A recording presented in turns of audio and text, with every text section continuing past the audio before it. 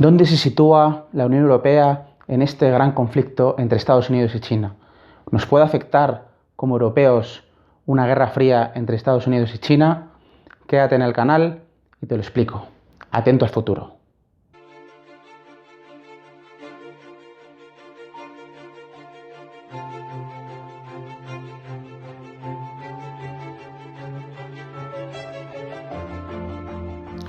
¿Qué es Europa? ¿Cuál es el objetivo de la Unión Europea? La Unión Europea no es otra cosa que el sueño de una gran Europa, una gran nación unida. Déjame 20 segundos y lo entenderás perfectamente con este vídeo.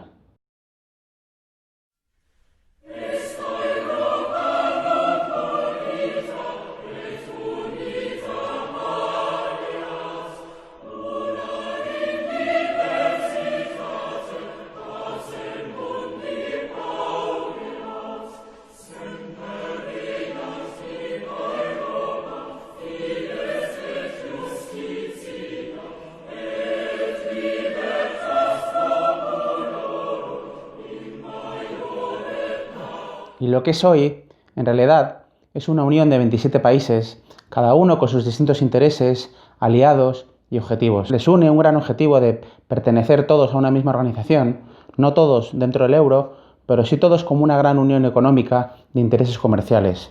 Y de hecho, así nace en origen la Comunidad Económica Europea. Pero una cosa son los sueños de una Europa unida y otra cosa es la realidad y la fuerza de los hechos.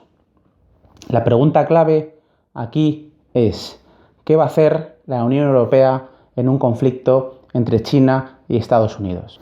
Y la respuesta la hemos empezado a ver con diferentes acciones, pero se resume en un equilibrio entre contentar a uno y a otro. Un dificilísimo equilibrio, y es algo tan sumamente difícil que en algún momento la Unión va a tener que decantarse por uno o por otro.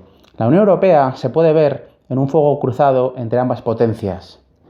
Y ahí surgirá seguramente la afinidad de muchos países hacia unos o a otros.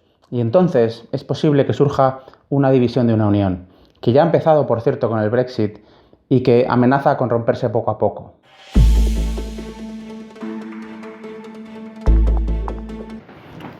Dentro de Europa, China ya ha desarrollado una estrategia de expansión a través de importantes acciones comerciales muy fuertes con otros países que la conforman.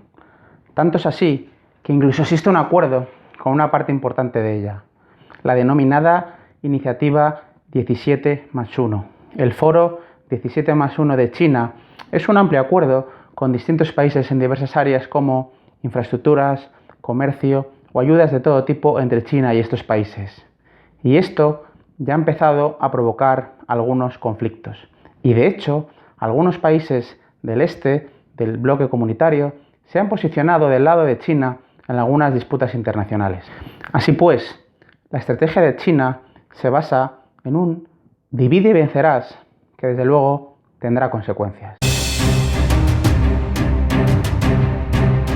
Y la Unión Europea han cerrado este miércoles un compromiso para un acuerdo de protección recíproca de inversiones tras 7 años de negociaciones. El presidente chino Xi Jinping y los líderes de la UE han confirmado en una conferencia virtual el acuerdo que, según Bruselas, equilibrará la relación comercial entre las dos potencias y ofrecerá un acceso sin precedentes al mercado chino. El trato ha sido recibido con menos entusiasmo en Washington, que en plena guerra comercial con Pekín ve cómo China se acerca a los europeos. La nueva administración estadounidense, encabezada por Joe Biden, se había mostrado partidaria de aumentar la presión sobre China en el ámbito de los derechos humanos.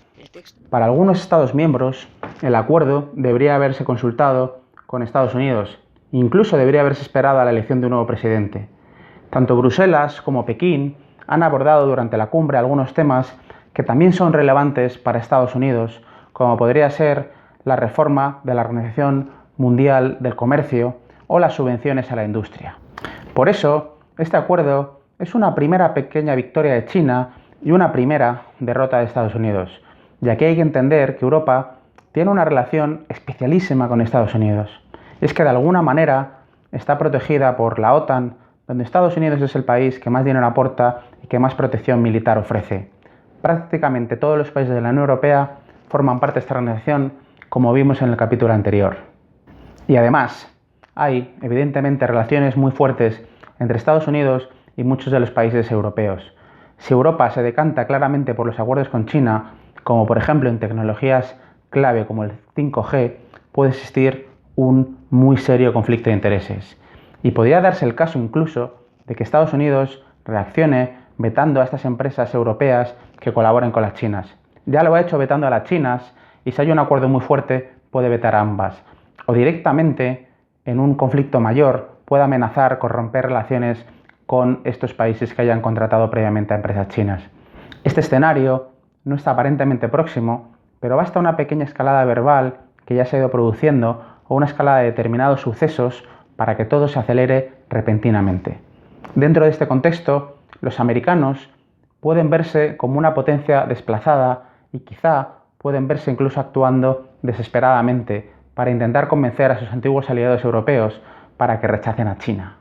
El problema de fondo para Estados Unidos es que China promete, pero además ofrece mucho, desde luego mucho más que Estados Unidos, y ahora mismo es más capaz de ayudar a los países en mucha mayor medida que un Estados Unidos que en los últimos años ha realizado políticas aislacionistas y que no tiene ni la capacidad económica ni la capacidad comercial de China, que es un país con 1.400 millones de habitantes que está creciendo a un ritmo brutal, sostenido en el tiempo y que lo que hace es crecer y crecer y necesita expandirse, vender y comprar nuevos productos.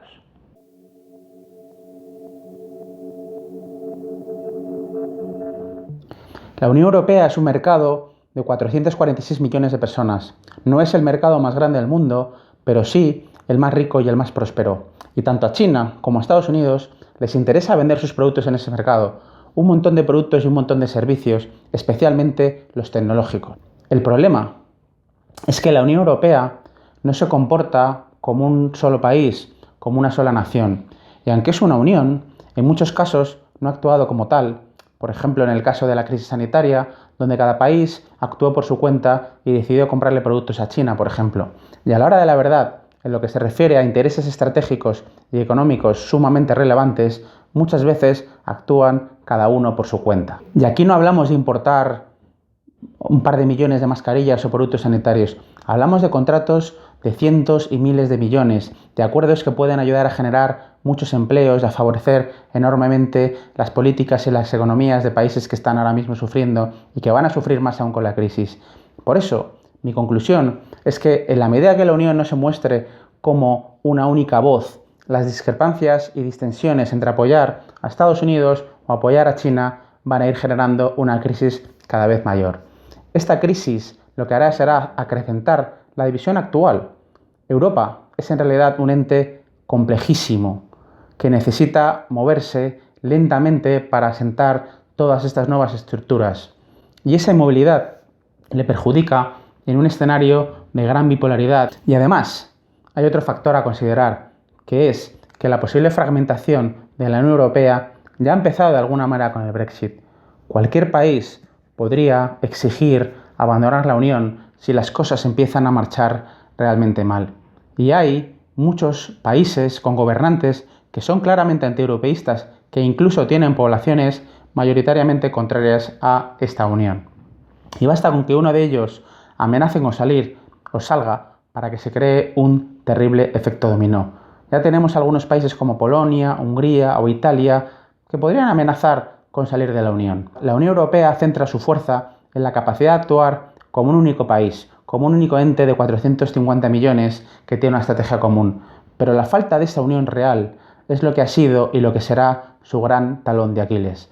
Cada decisión deben tomarla entre 27 Estados miembros, 27 gobiernos, 27 poblaciones y 27 países, con infinidad de reuniones, infinidad de organismos intermedios y cumbres. Y así es muy difícil avanzar. El estado actual de Europa es de incertidumbre y un escenario, a su vez, de caída mundial y conflicto mundial creciente entre China y Estados Unidos va a ir provocando cada vez más dudas. Veremos si los gobernantes son capaces de lograr que la Unión sea cada día más unión o si se va convirtiendo, como yo sospecho, en una desunión europea. De esa capacidad depende nuestro futuro como españoles y como europeos. Si te ha gustado este vídeo, dale a like, suscríbete a mi canal, que es muy importante, dale también a la campanita para que te lleguen las notificaciones y comparte mi vídeo. Nos vemos en el próximo episodio.